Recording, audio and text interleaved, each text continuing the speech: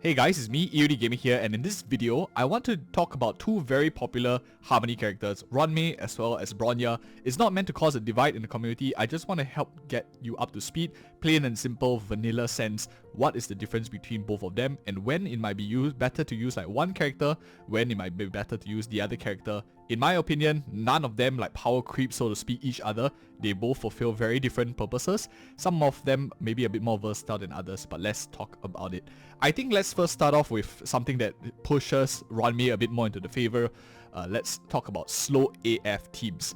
I think this is the first team comp where Ruanmei clearly outperforms, is when your characters don't want to be pushed up by Bronya. For example, characters that fulfill this build will be something like Clara, who doesn't really care about being buffed by Bronya in terms of a push. Her crit damage ultimate is nice, but overall, I would say that Ruanmei's overall kit might favor Clara a bit more.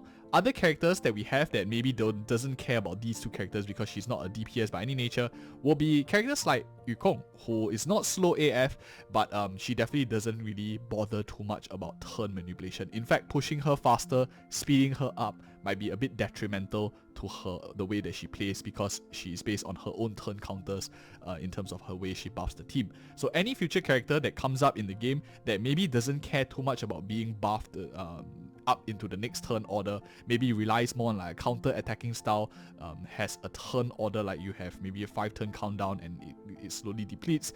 Characters that don't want to be pushed up and needs Harmony characters, these will shift towards the favor of Ruanmei because Bronya is so strong because of her ability to push. So characters that don't want that push will find a lot of value in Ruanmei, who only just gives like a marginal amount of speed buffs. I think that's like the first team composition pushing it in favor of Ruanmei, and of course that doesn't mean she's a bad character now, because I'm going into the second team comp or second group of people that I think would favor Ruanmei a bit more than Bronya, like giving you the TLDR right in front for Ruanmei, and then we'll move over to Bronya later on. I'm not just showing like bias, I like both of them equally as much in terms of design and character meta too. So the second kind of team comp that favors Ruanmei a little bit more than Bronya is definitely team comps that favor a bit more for break effect. And what do I mean by that? Break effect not only in the sense of maybe like your fire break, Argentine break kind of thing, your Xue breaks, your Silver Wolf breaking, and all these kind of characters that revolve around or help enhance breaking.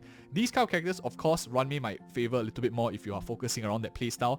But beyond that, one thing that Ruanmei does that I think a lot of other characters do not do is she actually brings in imaginary break teams into the meta. One of the weakest break effects right now is imaginary, and that is because it only lasts for a very short time. When you break the enemy, you push them back a bit, you slow them down. But if you can extend that duration of weakness break, which Ruanmei does, it makes imaginary a lot better because it improves their overall efficiency by slowing the enemy over a longer period of time. Now it becomes 2 enemy turns rather than 1 previously. So in this case, if you are playing imaginary break in some way, slowing enemy team comps like for example, well, these kind of team comps likely will favor Ruanmei a bit more, especially if you're trying to go that aspect. She definitely improves weakness breaking. Bronya, on the other hand, doesn't really improve weakness breaking too much. All she does is improve turn order of your teammates, which is still very, very big deal, but might not be as universal and general as a character like Ruanmei. And of course, I want to talk about the third and final team that I think, or third and final situation that Ruanmei will significantly outperform Bronya, and that is definitely a skill point hungry team. We all know like one of the biggest downsides of Bronya, that's why like her E1 is so strong and her signature light cone is so strong, is because of her skill point hungriness. Every time you need to push up, say Jingliu, say Blade or Zealer, you use up 1 skill point to push these characters up, and then in turn they, for example like Jingliu, for example like Zealer, if these two like haven't gotten enhanced, they will use up some skill points. If it's like Imbibitor Lune, it's even worse because you just drink your skill points the moment you use her E. And that is, I think, her main key downside, Bronya's key downside, which Ruanmei doesn't have, because Ruanmei is actually very skill point positive. If you have a light cone, there's even more, and if you have Bronya's light cone, it reduces her he makes her even more positive in totality because of the way her overall kit functions. So she works super well in skill point hungry teams, one of the rare Harmony characters with skill point positive nature. The other characters is Hanya, who is like generally skill point positive, and Tingyun to some extent, which is skill point positive. Positive skill points means that your other characters can do a lot more, which means that you have indirectly giving energy restoration to the rest of your team, because that skill point can just be like used to use a skill on another character who didn't really care too much about that, but now you have more energy refund because you use a skill. So even teams that don't drink skill points can convert it to energy restoration, so it gives it a little bit more back. And yeah, that is basically the TLDR of why and when I think Ruanmei starts to outperform in these three teams that we talked about as well. Now, teams where it's a bit in the middle, depending on the circumstance, would, I think, first of all, be a team like a DOT team. I think, in all honesty, it tilts a little bit to Ruanmei's favor, but I do see a circumstance maybe where Bronya also benefits. For example, you're pushing up a significant damage dealer of a DOT, turn action manipulation does matter, but for the most part, if you have damage coming from 3 sources or 2 sources, in that case, for example, you have Kafka and Sampo doing all your damage, or maybe Kafka and Kuei Knife doing all the damage, Ruanmei likely is going to benefit a lot more for like multiple DPS teams, and that's where DOT, I think, in my opinion, will still be slightly favored to Ruanmei, but is in between both of them. Single source Bronya, double source Ruanmei, and she doesn't buff crit damage, so that's why it's like super good. Same for a team, for example, like traditional crit. If you're running a hyper carry kind of style, there is one comp, Bronya outperforms. If you're running a comp that requires damage to come from multiple sources, likely Ruanmei is going to outperform a little bit more, especially if you need to push up more characters in a team. Now let's start to shift more in Bronya's favor, because it's been very one-sided so far, and then the question will be, does that mean like EOD, it seems that Ruanmei is outperforming in every single situations? Does that mean Bronya is power crap in totality?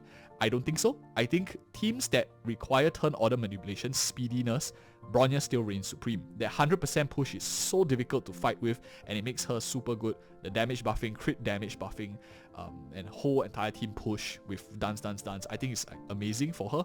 Her only real downsides, as mentioned, is like her skill point hungriness and maybe a bit more favoring traditional crit teams.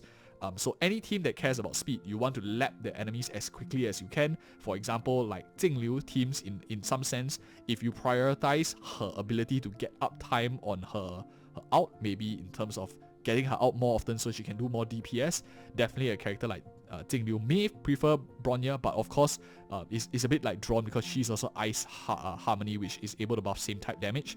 So depending on how you prioritize, if you run, for example, a character like Blade, who is already generally not too hungry in terms of skill points and is same typing as Bronya, I think he will likely prefer Bronya a bit more. He doesn't really care too much about being pushed or not being pushed. He's a bit indifferent in that sense, since he can attack and gain stacks himself too, so it's not detrimental. So I think Blade will probably see a bit more value with Bronya.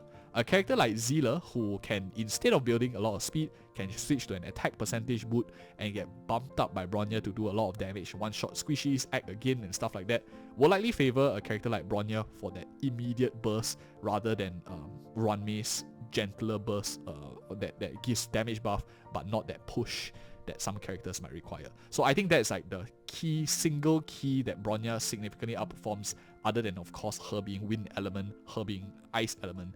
Speedy comms is definitely something that shifts more in the direction of a character like Bronya.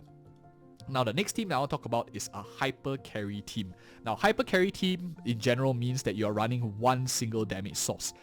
And in my opinion, like a character that does better in that sense will be Bronya. She has a single push target, whereas Ruanmei is like you split the buff on everyone gets a lot of buffs. But if you're only doing damage from one source, you might as well just amp it all into one source, especially if they are crit DPS. There's nothing stopping you, of course, running both of them together.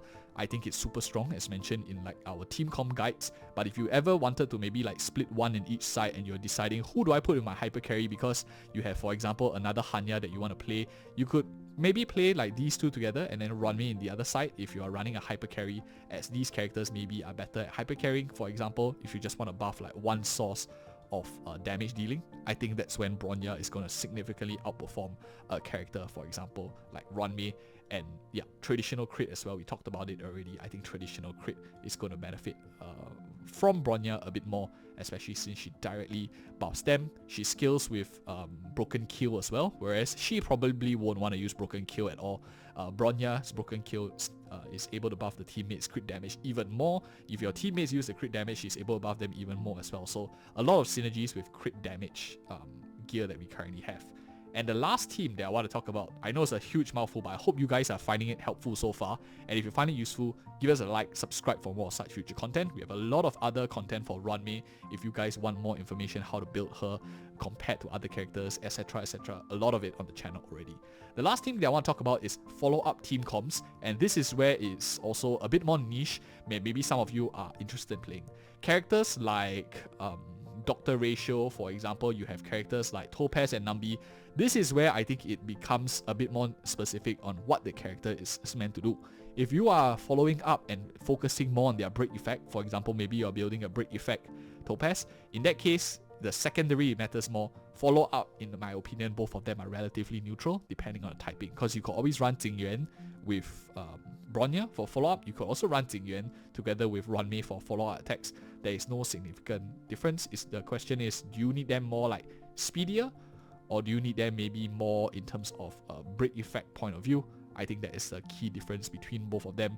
Both excellent units. I highly recommend both characters for most people. This is also the period of time where a lot of us will be getting to choose our free standard character. And if you want my opinion and you already have Bronya and you are thinking who else to pick up, check out this video where we talk about the other 5-star standards and who do I highly recommend. Otherwise, more Ruanmei content here.